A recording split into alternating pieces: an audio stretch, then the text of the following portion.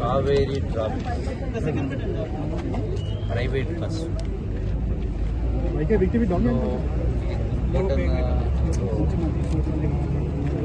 దురదృష్టం సంఘటన. మొత్తంగా 20 మంది చనిపోయారు. అదృష్టవశాత్తు ఇందులో 27 మంది ప్రాణాలతో బయటపడ్డారు. స్పష్టంగా ఇందులో బస్సు డ్రైవర్ది తప్పు స్పష్టంగా కనబడుతుంది.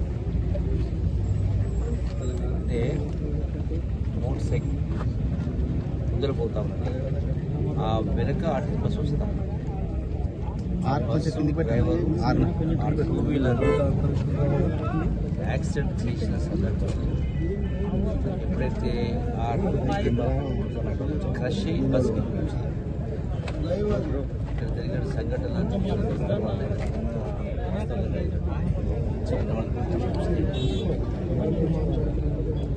డ్రైవర్ కనీసం ఎప్పుడైతే స్కూటర్ యాక్సిడెంట్ చేసి ఆ స్కూటర్ బస్సు కిందకి వెళ్ళిందో వెంటనే బ్రేక్ వేసి బస్సులు ఆపి ఉండి ఇంత ఘోర ప్రమాదం జరిగింది కాదు. 100-200 మీటర్ అట్లే బస్సును లాక్కెట్టేసుకుంటారు. సో దాని మూలంగా బస్సు ఉన్నటువంటి డీజిల్ ట్యాంక్ బర్స్ట్ అయ్యి బ్రేక్ ఆ ఇగ్నిషన్ వల్ల మంటలు చెలరేగినాయి. ఆ మంటలు చెలరేగడంతో అది ముందలు కూర్చున్నటువంటి వాళ్ళకు అవకాశం రాలేకపోయింది.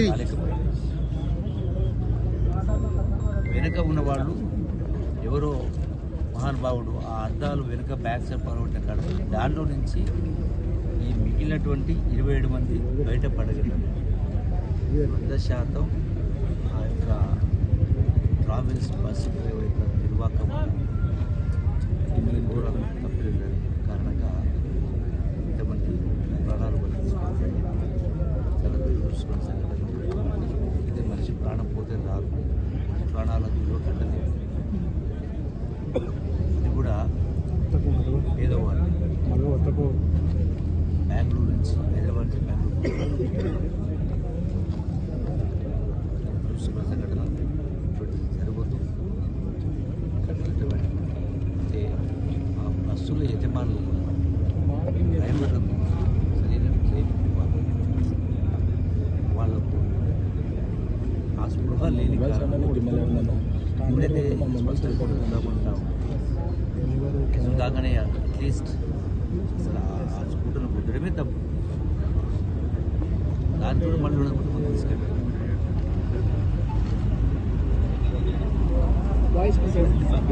భరించాలని తెలంగాణలో ఎంతమంది ఉన్నారు? తెలంగాణలో ఎంతమంది ఉన్నారు? ఇలాంటి ప్రమాదాలు ఈ ప్రమాదం గురించి ఆలోచిస్తూ ఇది ప్రైవేట్ బస్సు డ్రైవరు చేసినటువంటి తప్పిదం సైడ్ నుంచి వెళ్ళిపోవాలి, స్లోగా పోవాలి. అదే స్పీడ్తో కంటిన్యూ డ్రైవర్ తప్పింది. రూల్స్ వల్ల కాదు, ఇంకోటి వల్ల కాదు. డ్రైవర్ ఆ బస్సు బాధ్యత వహించాలి. ఇటువంటి వాళ్ళకు అవసరమైనటువంటి గురించి ఖర్చు చేయాలి. సో ప్రభుత్వ పరంగా ఎన్ని చర్యలు తీసుకొని చేస్తాం. ఇప్పుడు చనిపోయిన వాళ్ళ ప్రాణాలు మనకి తీసుకురాలి. రాష్ట్ర ప్రభుత్వము గౌరవ ముఖ్యమంత్రి రేవంత్ రెడ్డి గారు ఈ చనిపోయిన కుటుంబాలకు 5 లక్షల రూపాయలు, చనిపోయిన వాళ్ళకు 2 లక్షల రూపాయలు, ఎవరికైతే గాయాలైనాయో హాస్పిటల్ ఉన్నారో ఆ గాయాలైన వాళ్ళకు 2 లక్షల రూపాయల చొప్పున రిలీఫ్ అనేది కొంత కూడా జరిగింది. కానీ దీంతో మనం ప్రాణాలు తేలేము. సో ప్రభుత్వ పరంగా ఒక చిరు ప్రయత్నం, ఆధునిక ప్రయత్నం చేయడం జరిగింది. ఇటువంటి దుర్ఘటన జరగకూడదు. దీనికి ప్రభుత్వాలు చేసే కార్యక్రమం ప్రభుత్వాలు చేస్తూ ఉన్నాయి. ఈ ప్రైవేటు బస్సులు కూడా గతంలో కూడా ఇదే నేషనల్ హైవే పైన నాకు జ్ఞాపకం ఉంది. నియర్ కొత్తకోట దగ్గర పాలెం దగ్గర రోడ్డు కర్వేచర్ ఉంది.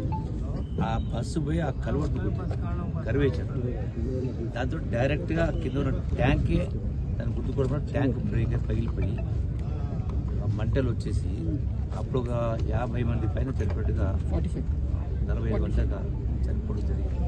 అంటే నిర్లక్ష్యం, ఇది డ్రైవర్ల నిర్లక్ష్యం కారణంగానే ఇటువంటి ప్రమాదాలు జరుగుతూ ఉన్నాయి.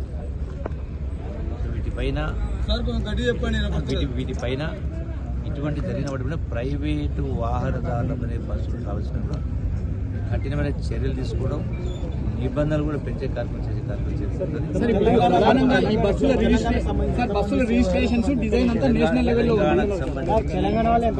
తెలంగాణకు సంబంధించి 6 మంది చనిపోవడం జరిగింది, 10 మంది బతికి బయటపడరు.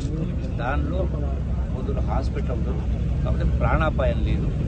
సో వాళ్ళను బలపరిచేటారు. సార్ ఇప్పుడు ఇది నేషనల్ లెవెల్లో రిజిస్ట్రేషన్స్, బస్ ఏజెన్సీ ఇదంతా జరుగుతుంది.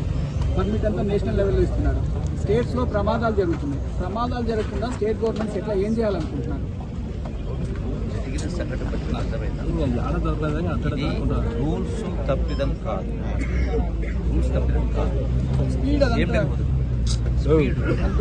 డ్రైవర్ల యొక్క డ్రైవర్లను సెలెక్ట్ చేసుకున్నప్పుడు ఆ యొక్క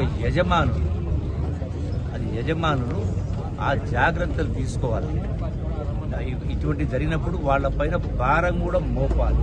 ఖచ్చితంగా జరిగినప్పుడు ఏ ప్రభుత్వాలకు సంబంధించినటువంటి పరిధిలో వస్తాయో వాళ్ళపైన భారం కూడా మోపాలి. ఇటువంటి జరగకుండా భయం కూడా ఉండాలి. మాట్లాడారా? ఇప్పుడే